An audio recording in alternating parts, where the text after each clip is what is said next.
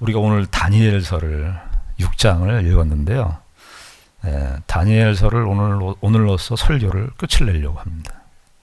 왜냐하면 다니엘서가 총 12장까지 되어 있는데 1장서부터 6장까지가 전반부고요. 7장서부터 12장까지가 후반부인데 다니엘의 생애를 통해서 주는 교훈은 6장까지가 마지막입니다. 7장서부터 12장까지는 좀 고도의 해석이 요구되는 환상의 내용들을 다루고 있기 때문에 그런 부분들은 설교 시간에 참 하기가 어려운 부분이 있어요. 왜냐하면 성경 전체에 그 묵시문학이라는 것이 있어요. 요한계시록이라든지 에스겔이라든지 스가랴라든지 이런 환상의 내용들과 긴밀하게 유기적으로 연결되어 있기 때문에 그런 부분들은 이제 성경 공부 시간에 하는 것이 유익할 것 같고요. 그래서 우리의 인생과 삶에 있어서 신앙인들이 어떻게 이 세상에서 살아야 되는가.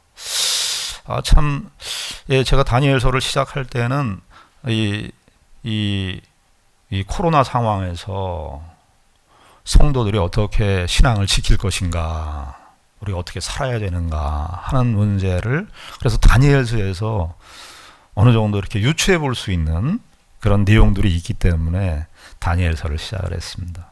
우리가 그래서 오늘 다니엘서 이제 마지막에 도달했습니다. 다니엘서를 보면은 다니엘서 5장까지가 다니엘이 다니엘은요 누구 앞에 주로 섭니까? 왕들 앞에 섭니다. 왕들 앞에 느부갓네살 왕, 또 벨사살 왕, 그리고 또 6장에는 어떤 왕입니까? 메데 페르시아 이제 연합인데요. 메데 페르시아 연합국의 왕인 다리오 왕까지. 그래서 1장서부터 5장까지는 다니엘이 주로 왕 앞에 대면하는 모습으로 나타납니다. 다니엘이 정말 그 왕 앞에 섰을 때 심리적으로 어땠을까? 굉장히 떨리고 불안하고 그랬을 겁니다. 제국의 큰 권세를 한 나라의 왕 정도가 아니라 여러 나라를 통합한 그런 엄청난 제국의 왕 앞에 이렇게 서서 왕에게 이제 나아가는 그런 모습들이 1장서부터 5장까지의 대부분의 내용입니다. 그런데 다니엘이 그 왕들과 만나서 주로 했던 역할이 있습니다. 다니엘이 그냥 느부갓네살 앞에 서고 벨사살 왕 앞에 서고 다리오 왕 앞에 서고 다리오 왕하고는 좀 다르지만 벨사살 왕이나 느부갓네살 왕 앞에 이렇게 설 때 그냥 쓴 게 아니었어요. 거기에 단초를 제공해주는 끈이 있었습니다. 끈. 다니엘이 그냥 왕 앞에 그냥 나가려고 해서 나간 것도 아니고 느부갓네살 왕이 그냥 다니엘을 척 부른 것도 아니에요. 그 연결고리가 되는 것이 뭐였냐면 꿈과 그 꿈에 대한 해석 때문이었습니다. 좀 더 정확하게 얘기하면 꿈보다는 꿈을 해석해요. 해석. 꿈을 꿨는데 2장에서도 느부갓네살 왕이 꿈을 꿨죠. 큰 신상에 대한 꿈을 꿨어요. 여러 번 그 꿈을 꿨어요. 4장에서도 느부갓네살 왕이 큰 나무, 하늘에까지 닿는 그 나무 한 상, 그 꿈을 꿨어요. 그런데 그 꿈을 꿨는데 해석이 안 되는 겁니다. 해석이. 만약에 이 해석이라는 연결고리가 없었다면, 이 해석에 대한 이 연결고리가 없었다면 다니엘은 그저 바벨론의 포로로 와서 그저 무명 그냥 그렇게 살았을 겁니다. 그런데 이 제국의 왕들이 꿈을 꿨는데 꿈의 내용이 해석이 안 되는 거예요. 그 해석 때문에 다니엘은 느부갓네살 앞에 서게 되고요. 벨사살 왕 앞에 서게 됩니다. 느부갓네살 왕 앞에는 2번이나 느부갓네살 왕 앞에 서게 됩니다. 그 해석 때문에. 그래서 여러분들 2장, 4장, 5장, 이게 이제 3장은 새 친구들이 풀물불 속에 들어가는 사건이니까 거긴 꿈에 대한 내용이 없어요. 그래서 이 해석이라고 하는 이 단어가 2장, 2장에 13번이나 나와요. 13번. 4장에서는 8번 나오고요.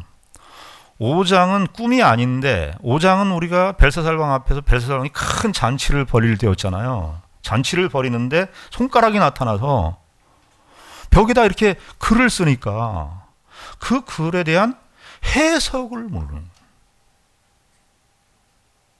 그 해석을 몰라서 벨사살 왕도 야인으로 한 20, 30년 혹은 40년 정도 이렇게 야인으로 궁에서 이렇게 바벨론 궁에서 떨어져 있었던 그 다니엘을 불러들이게 되는 그런 연골고리가 뭐였냐면 그 해석이었습니다. 5장에서도 10번이나 이 해석을 우리에게 알게 해달라. 느부갓네살 왕도 이 해석을 알게 해달라. 오늘 다니엘서의 결론을 맺으면서 다니엘은 제국의 그 통치자들 앞에서 무슨 존재로 살았는가? 다니엘은 해석하는 사람으로 살았다. 해석하는 사람. 해석자로 섰어요. 이 왕들이 꿈을 꿨는데 그 해석을 못하는 거예요. 해석을. 그 2장에서는 느부갓네살 왕이 꿈을 꿨는데 그 신상이야. 머리는 뭐 금으로 되어 있고 가슴은 철로 되어 있고 뭐 동으로 되어 있고 쇠 흙으로 되어 있고 어떤 신상에 대한 꿈을 꿨는데 그게 한 번 꾼 게 아니라 여러 번 꿈을 꿨는데 그 꿈을 어떻게 해석해야 되는 거야? 제국에 대한, 자기의 미래 제국에 대한 어떤 꿈인 것 같은데 어렴풋하게 그런 것 같은데 이게 뭔지.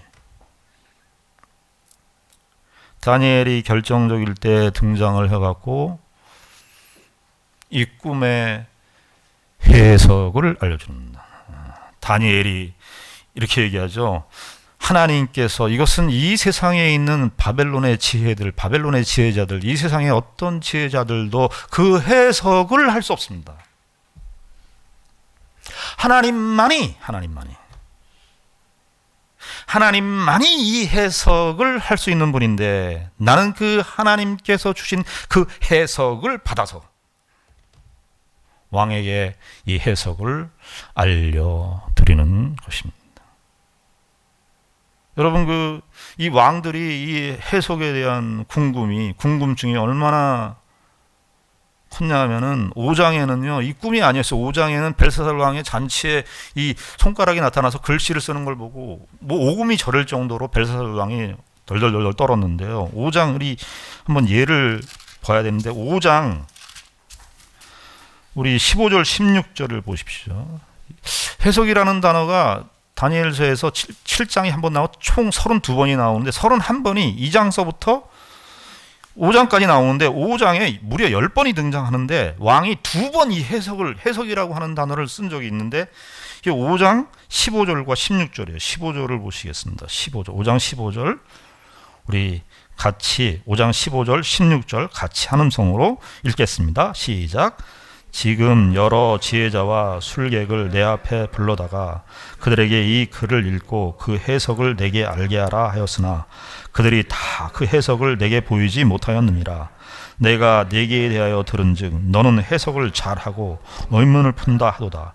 그런즉 이제 내가 이 글을 읽고 그 해석을 내게 알려주면 내게 자주색 옷을 입히고 금사슬을 내 목에 걸어주어 너를 나라의 셋째 통치자로 삼으리라 하니 15절 16절에 보니까 한 번에 2번이나 한 절에 2번씩이나 해석을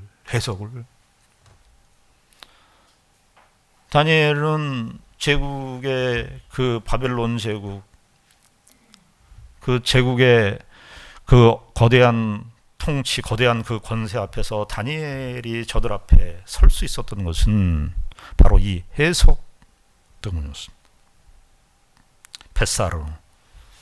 베사르라는 말.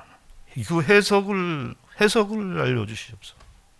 2장에 보면 느부갓네살 이게 사실 해석이라는 단어를 제일 먼저 쓴 사람들은 누구였냐면 바벨론의 갈대아 술사들이었습니다. 우리가 그 해석을 알려드리겠습니다. 그런데 그 해석을 할 수가 없는 거예요. 다니엘의 해석의 내용은 크게 무슨 내용입니까? 느부갓네살 왕 또 벨사살 왕 그런 모든 일들에 대해서 다니엘이 해석한 내용이 뭐예요? 크게 얘기하면 당신의 제국은 이 세상 나라는 영원하지 않다는 것입니다. 이 세상 나라는, 이 세상 제국은 당신이 지금 어마어마하게 느부갓네살 왕 어마어마하게 바벨론 제국을 세우고 벨사살 왕도 바벨론 제국을 마무리하는 그런 아주 최고의 나라를 세우고 영원한 나라라고 생각해서 세웠지만 그 제국은 영원하지 않을 것입니다. 그리고 또 뭐가 있습니까? 왕의 위치를 알아야 되는데, 왕은 그 제국의 권세가 왕으로부터 비롯된 것이 아닙니다. 그 모든 권세는, 제국의 모든 권세는 살아계신 하나님으로부터 왔습니다. 여러분, 이것이 한 제국에 관한 이야기이기도 하지만 우리 인생과 삶도, 저와 여러분들의 삶에, 우리가 우리의 인생을 살지만 그게 우리의 인생입니까? 우리가 이 땅에 태어나서 죽는 그 순간까지 우리가 우리의 삶이라고 생각하지만 우리의 삶이 우리의 손안에 있는 것입니까? 저와 여러분들의 건강, 저와 여러분들이 가지고 있는 물질, 저와 여러분들의 자녀, 저와 여러분들이 속한 가정, 저와 여러분들이 사는 직장, 이 모든 것들이 누구로부터 말미암았습니까? 저와 여러분들이 태어날 때, 우리가 태어날 때, 우리가 스스로 태어나려고 해서 태어난 사람이 있습니까? 우리의 모든 것들은 우리의 조그만 부분에서 큰 부분, 어떤 영역에 있어서까지 하나님으로 말미암지 않은 것이 없습니다. 다니엘은 이것을 제국의 권세자들에게 하나님으로부터 그 꿈의 해석을 받아서 그 해석을 알려주었습니다. 여러분, 저와 여러분들도 이 세상에 우리 개인의 삶에 있어서도 하나님의 주권을 받아들이고 하나님의 주권으로 말미암아 우리가 인생이 주어져 있고 우리의 가정이 주어져 있고 우리의 자녀가 주어져 있고, 시편 127편에 보면 솔로몬의 시가 나오는데요, 자녀들은 하나님이 주신 기업이고 태의 열매라 그렇게 얘기를 해요. 너무나 뻔한 얘기인데 하나님이 주셨다는 거예요. 하나님이 주셨다는.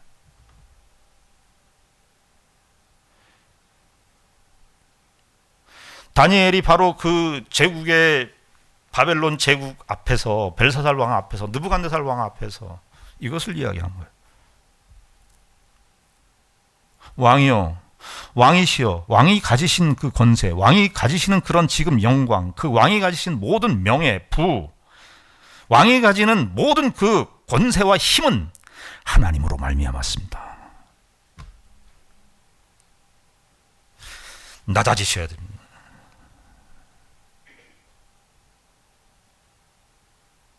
그리고 무엇을 얘기합니까? 2장에 다니엘이 적극적으로 어떤 나라만 영원하다 그래요? 그리스도의 나라만 영원할 것이다. 그렇게. 그리스도의 나라만 영원할 것이다.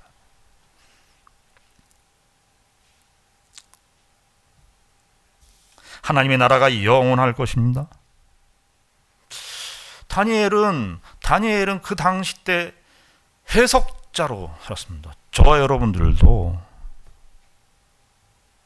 이 세상 코로나로 우리가 지금 어렵게 살고 있지만 저와 여러분들도 이 세상 앞에 신자들은 해석자로 사는 거예요. 우리는 해석의 키가 어디에 있어요? 우리는 성경을 갖고 있어요. 성경의 주요 큰 흐름이 어떻게 되어 있습니까? 하나님께서 이 세상을 창조하셨습니다. 말씀 한마디로 이 세상을 창조하셨습니다. 기독교 진리는 분명해요. 애매모호한 게 없어요. 하나님께서 이 세상을 창조하였습니다. 우리는 이 세상을 바라볼 때 하나님께서 창조하신 세상으로 봅니다. 우리는 해석의 내용을 이미 알고 있는 사람들입니다. 주어져 있습니다. 이 세상은 하나님께서 창조하신 세상이고 이 세상은 창조하셨을 뿐만 아니라 하나님께서 친히 다스리시고 운영하신다는 거예요. 이 세상의 모든 역사는 하나님의 역사입니다. 우리가 그 내용들을 성경을 통해서 알고 있어요. 하나님께서 창조하신 세상이고 이 창조를 깨트린 질서가 죄의 질서였습니다. 죄가 들어왔습니다. 인류가 왜 이렇게 분쟁이 끊이지 않고 갈등이 끊이지 않는가? 그 근원의 근원을 다 따지고 들어가면 죄입니다. 인간의 이기심, 인간 자기 스스로가 하나님이 되고 싶은 마음, 자기가 옳다고 우기는 모든 현실들, 내가 신이라고 생각하는 모든 관점들, 성경에서 이야기를 하고 있죠. 이 죄의 문제는 인간의 문제인데 이 죄의 문제를 인간이 스스로 해결할 수가 없기 때문에 예수 그리스도를 보내신 것이 성경의 내용 아닙니까? 예수님께서 요한복음 5장 39절에 친히 말씀하셨듯이 모든 성경은 다 나를 향해서 나에 대해서 기록한 것이라. 이스라엘 백성들이 그렇게 제사 제도를 드리는 것이 양을 죽이고 소를 죽이고 비둘기를 죽이고 수많은 제물의 피가 다 누구를 목표하고 있느냐? 예수 그리스도의 피를 향하고 있는 거예요. 예수님께서 성육신 하셨습니다. 성경의 이야기입니다. 예수님께서 성육신 하시고 십자가에 죽으시고 부활하시고 승천하시고 하늘 보좌 우편에 가셨습니다. 예수님은 올라가셔야만 됩니다. 그래야 성령님이 오시니까. 그래서 성령님을 내려보내시고 성령님을 통해서 교회가 1세기 때 교회가 형성되게 하시고 그 성령님의 역사가 지금 21세기까지도 우리 가운데 역사하셔서 2000년 전에 오신 예수 그리스도를 우리가 보지도 않고 그 옆에 있지도 않았는데 그 예수 그리스도를 믿게 돼요. 그리고 딱 하나가 남아있는데 예수 그리스도의 재림이에요. 여러분, 예수님의 이 모든 하나님의 구원 역사는 딱 단 한 번입니다. 단 한 번. 예수님이 성육신 하신 것도 딱 한 번, 예수님께서 십자가에 죽으신 것도 딱 한 번, 예수님께서 부활하신 것도 딱 한 번, 예수님께서 승천하신 것도 딱 한 번, 예수님께서 보좌 우편에 앉으신 것도 딱 한 번, 성령님의 오심도 딱 한 번. 우리가 다 보편적으로 안 믿는 사람들이나 믿는 사람들이나 부활할 텐데요, 예수님 마지막 날 되면 그 부활도 딱 한 번, 예수님의 재림도 딱 한 번, 최종적 심판도 딱 한 번.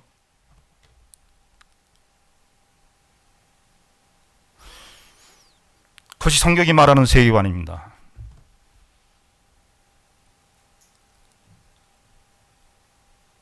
다니엘이 바로 그 시대 앞에서 해석자로 해석을 하는 존재로 살았습니다. 그런데 우리가 6장을 보면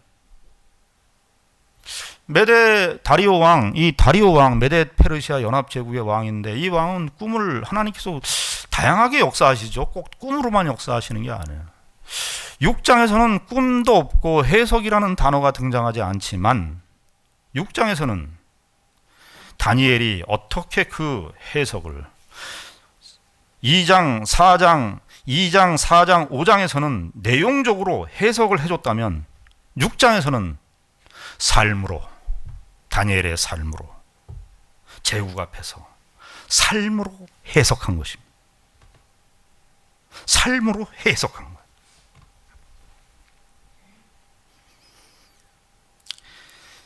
이 2장, 4장, 5장까지는 꿈의 내용을 꿈을 내용적으로 해석해 줬던 다니엘이 6장에서는 자신의 삶으로서 그 해석을 보여주는 것입니다. 그가 지금까지 말한 하나님 나라가 영원할 것이고 그의 나라가 영원할 것이며 이 세상 제국은 영원하지 않을 것이다 라고 하는 그 사실, 그 해석의 내용과 그 해석적인 내용을 갖고 있는 신자가 다니엘이 어떻게 이 세상 앞에서 살고 있는가를 보여주는 것이 6장이에요. 이 세상 나라는 영원하지 않으니까, 하나님의 나라만 영원하니까 이 세상 나라는 대충 살아야 되겠네. 우리에게 들어오는 생각은, 얼른 들어오는 생각은 그러한 생각이 앞설 테지만 다니엘서 6장은 그 생각을 거부합니다. 다니엘서 6장에서 다니엘이 자기에게 주어진 일을 어떻게 했습니까? 4절에 보십시오. 4절, 6장 4절. 우리가 지난 시간에 확인했는데 6장 4절을 다시 한번 같이 읽겠습니다. 6장 4절 시작. 이에 총리들과 고관들이 국사에 대하여 다니엘을 고발할 근거를 찾고자 하였으나 아무 근거 아무 허물도 찾지 못하였으니 이는 그가 충성되어 아무 그릇됨도 없고 아무 허물도 없음이었더라. 그가 충성되었습니다.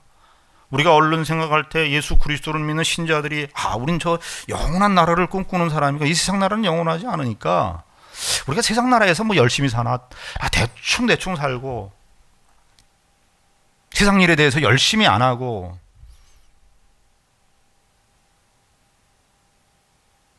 그런 식의 생각과 사고는 다니엘에게 없었습니다. 다니엘은 물론 자기의 나라가 이스라엘입니다.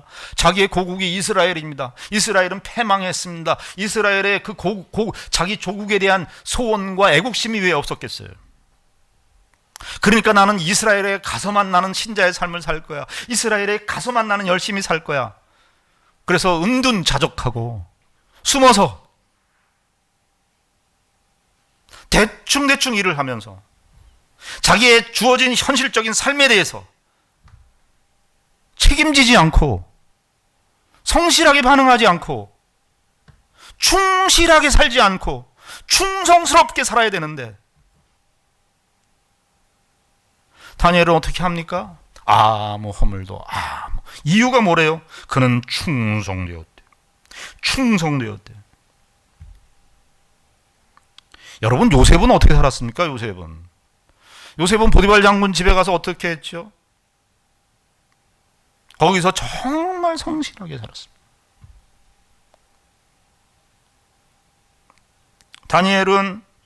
다니엘은 정말 이 세상 나라는 영원하지 않으니까 대충 사는 삶이라고 해석하지 않았습니다.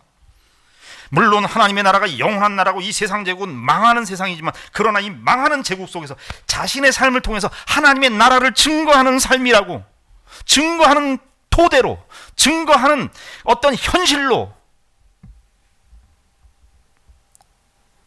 왕들 앞에 그 사람들 앞에 산 것입니다. 자기가 함께 했었던 모든 총리들과 고관들의 음모와 모략에도 불구하고 그 음모와 모략에 대해서 반응하지 않습니다. 마치 다니엘은 예수 그리스도의 모습을 미리 보여주는 것 같습니다. 그 고난을 다 당합니다. 그 음모와 모략을 다 당하고 어떻게 합니까? 사자굴 속에 들어가게 됩니다. 예수님께서 무덤에 들어가신 것처럼 다니엘도 죽음의 사자굴에 들어가게 됩니다. 그 그림, 그 중세 화가가 어떤 화가인지는 이름은 알 수 없는데 그 사자굴 속에 있는 다니엘을 그린 그림이 있는데요.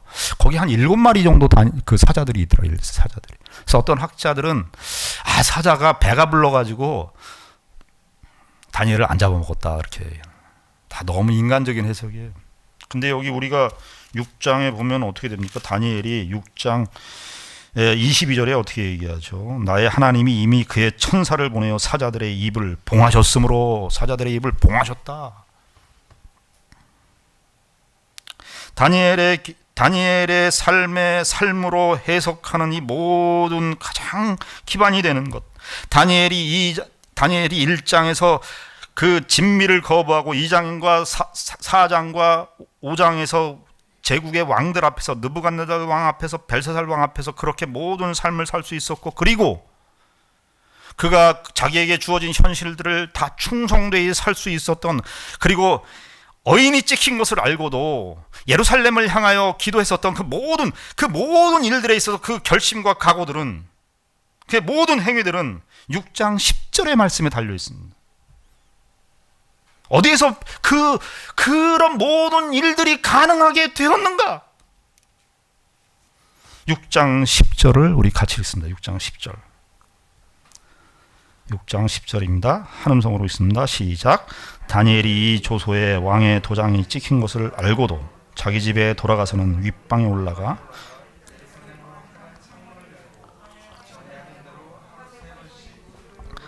꿇고 기도하며 그의 하나님께 감사하였더라. 다니엘이 조소에 왕의 도장이 찍혔다는 것은 그냥 도장이 찍힌 것을 봤다 이 정도가 아니고요. 무슨 뜻이냐 하면 죽을 거예요. 죽음으로 갔다고요. 여러분, 다니엘이 글쎄 모르겠어요. 다니엘의 3장에서 세 친구들도 풀무불 속에 들어갑니다. 다니엘도 이 사자굴에 들어갑니다. 하나님께서 다니엘과 세 친구들을 통해서 물론 구약 시대의 맥락이지만 죽음으로 끝나는 세상이, 죽음으로 끝나지 않는 세상이 있음을, 죽음이 이 세상의 끝이 아님을, 죽음이 다라고 생각하는 이 세상 속에서 죽음이 끝이 아님을, 그리고 세상이 우리들에게 결국 세상이 우리들에게 할 수 있는 최종적 시험은 사망이라는 것, 죽음이라는 것. 그러나 그 죽음 앞에서 다니엘이 죽음을 각오하고 들어가는 것입니다.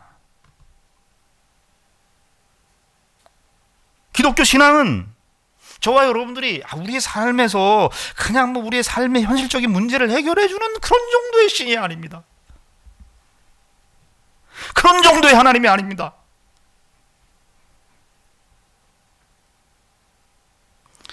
다니엘은 그러나 이 10절에 있는 말씀을 통해서 우리가 확인해야 되는 것은 다니엘이 해석을 다 잘하고 꿈의 해석을 잘해주고 메데 페르시아 왕 앞에서 다 이렇게 행동하고 이런 모든 것들, 다니엘은 자기 자신을 잘 알았습니다. 자기도 흔들릴 수밖에 없는 존재임을 알았습니다. 바벨론 제국의 포로로 젊은 날에 끌려와서 80세가 넘어까지 살면서 제국이 가지는 그 화려함과 제국이 가지는 어떤 유혹과 세상 나라의 그런 그 권세와 힘, 공포로 다가오는 그런 모든 현실들, 그 현실들을 자기도 자기 자신도 역시 무너질 수밖에 없는 존재임을 아는 거예요. 자신도 연약한 존재예요. 상한 갈대와도 같은 그런 존재예요. 그래서 다니엘은 자기 자신을 너무나 잘 알기 때문에 하나님 앞에 기도할 수밖에 없었던 것입니다. 여기 10절에 보면은 다니엘이 이 조서의 왕의 도장이 찍힌 것을 알고도 자기 집에 돌아가서는 윗방에 올라가 예루살렘으로 향한 창문을 열고 전에 하던 대로 하루 3번씩 무릎을 꿇고 기도하며 그의 하나님께 감사하였더라. 이 전에 하던 대로를요, 여기다 이렇게 썼는데 원래 이 아람어 문장은 맨 끝에 있어요. 맨 끝에 예루살렘을 향하여 3번 기도하고 감사기도 했다는데 그 맨 마지막에 그렇게 한 이유는 전에 하던 대로였기 때문이다. 그럼 전에 하던 대로였으면 언제부터였을까요? 다니엘은 적어도 바벨론의 포로 온 시점부터였을 겁니다. 저는요, 아니 그리스도인들은요, 신앙이 말이죠, 신앙이 그냥 대충 지켜지는 줄 알아요. 그냥 대충 살면 신앙이 지켜지는 줄 알아요.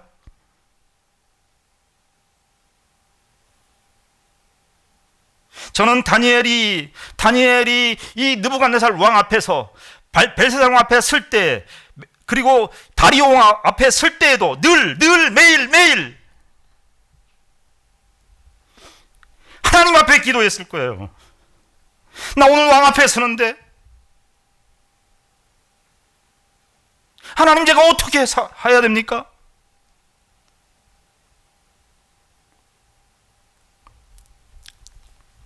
남미에 가면은 그 오렌지 나무하고 그 포도나무가 많답니다. 더운 열대 지방이니까.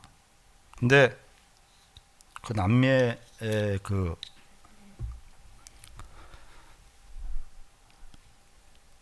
이제 나무가, 오렌지 나무가 이렇게 당도가 높고 포도나무도 당도가 높잖아요. 그래서 이제 풍토병이 많이 생기는 겁니다. 전염병이. 그런데 거기 남미에 있는, 우리나라는 있는지 모르겠는데 그 뿌리병이라는 게 있대요. 뿌리병. 루트 디지즈인데 뿌리가 썩는 병이에요. 근데 이 뿌리가 썩는 병은 잘 나타나질 않는다는 거예요. 열매도 맺는다는 거예요. 그러니까 뿌리가 썩었는지를 몰라요. 그래서 이게 나무가 잘 자란다. 이 오렌지 나무는 잘 열매를 맺고 있네. 이렇게 생각하게 만드는 병이 뿌리병이 됐네. 근데 나중에 와서 보면 결국 그 나무는 완전히 썩어지게 되는 병이에요. 근데 이 뿌리병에 걸리면 전문가가 와서 이제 나무를 보고 뿌리병을 판단하는데, 이 병을 확인하는데, 이 뿌리병에 걸리면 방법이 없어요. 뿌리병에 걸리면요, 이 나무를 어떻게 거름을 더 준다든지 비료를 더 준다든지 무슨 약을 친다든지 아무 소용이 없어요. 이 뿌리는 이 병에 걸린 나무는 뽑는 수밖에 없는. 다니엘의 영적인 뿌리. 다니엘의 영적인 뿌리. 6장 10절이 다니엘의 영적인 뿌리가 아주 건강하고 튼튼하고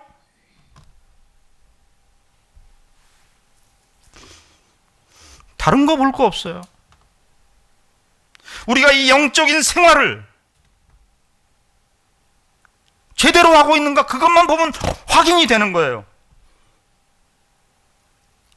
여러분, 이런 것이 없었으면 다니엘이 느부갓네살 왕 앞에서 설 수 있었을 것 같습니까? 이런 것이 없었으면 다리오 왕 앞에서 설 수 있었을 것 같습니까? 이런 것이 없었으면, 이것이 없었으면, 이 뿌리, 이 영적인 뿌리가 튼튼하지 않았다면 다리오 왕 앞에서 어인이 찍힌 것을 알고도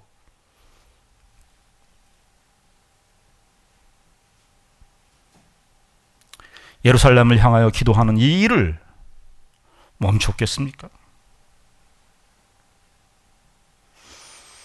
여기 26장 23절에 보면 다니엘에 대한 그 사자굴에서 구원받게 된 그 모든 일들을 보면서 23절을 한번 같이 읽습니다. 6장 23절 같이 읽습니다. 시작. 왕이 심히 기뻐서 명하여 다니엘을 굴에서 올리라 하매 그들이 다니엘을 굴에서 올린즉 그의 몸이 조금도 상하지 아니하였으니 이는 그가 자기의 하나님을 믿음이었더라. 다니엘이 이 모든 일들을 하는데 그는 하나님을 믿었다. 자기의 간단해. 자기의 이 모든 일들에 있어서 자기의 하나님을 믿었대. 여기서 중요한 게 무엇이죠? 중요한 건 하나님입니다. 하나님을 믿었어요. 짤막하게 두 글자 해민 벨로해 이렇게 하나님을 믿었다. 하나님을 믿었다. 제국의 틈바구니 속에서 세상의 그 권세 앞에서 그 제국을 관통하는 힘, 그 모든 현실들을 관통하는 힘, 유일한 딱 하나의 힘, 하나님을 믿는 믿음으로 서 있었다는 것입니다. 다니엘의 최종적 삶을 6장 27절에 보면 이렇게 기록하고 있습니다. 그는 구원도 하시며 건져내기도 하시며 하늘에서든지 땅에서든지 이적과 기사를 행하시는 이로써 다니엘을 구원하여 사자의 입에서 벗어나게 하셨음이라 하였더라. 이 다리오 왕이 다니엘의 이런 모든 모습을 보고 다니엘의 하나님을 찬양해요.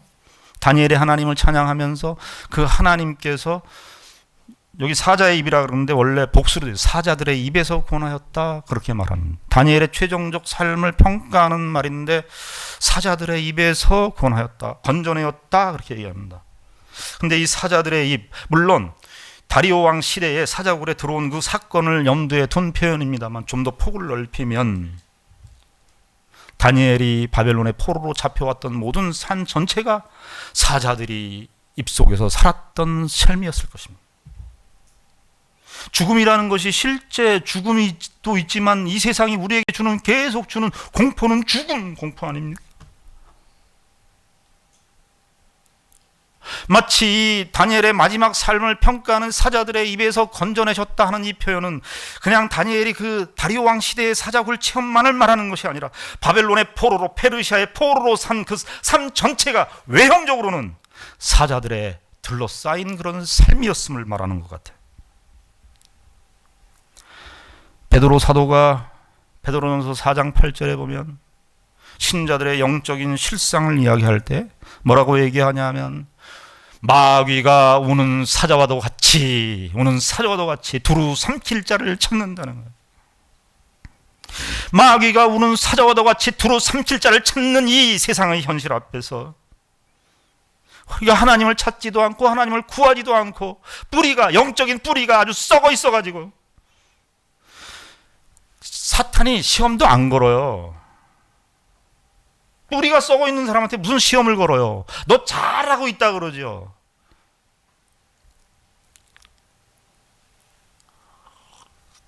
영적인 생활도요, 우리가 노력을 해야 돼. 습관을 가져야 돼. 제가 헬스를 여기 용인시청에서 하는 아르피아라고 저 죽전 이마트 맞은편 쪽에 신세계 백화점 맞은편 쪽에 있는 그 헬스센터를 지금 몇 년, 한 2년 정도 다닌 것 같습니다. 근데 코로나 때문에 거기가 이제 열지를 4월 달부터인가는 제대로 하지를 못했어요. 근데 여러분들이 믿으실지 안 믿으실지 모르겠지만은 제가 그 코로나 있기 전까지 운동을 이렇게 할 때는요, 턱걸이 5개를 했습니다. 안 믿으시는데 참나 이게 미치겠네.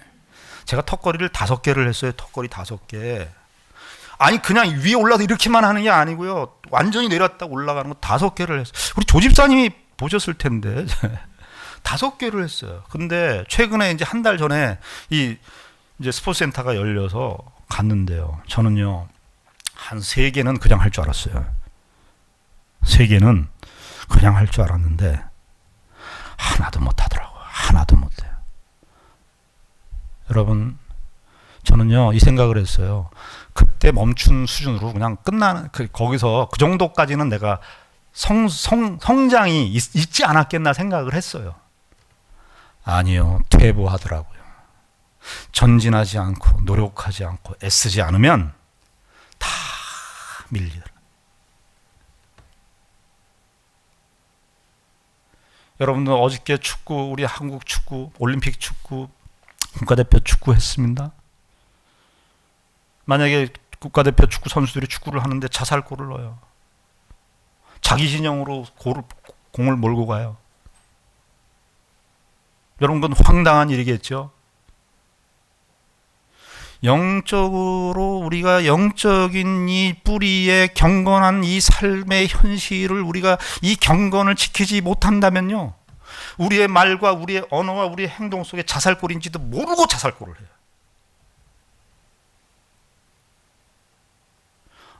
그러면은 하나님께서 우리에게 보실 때 우리의 영적인 뿌리가 썩어 있구나.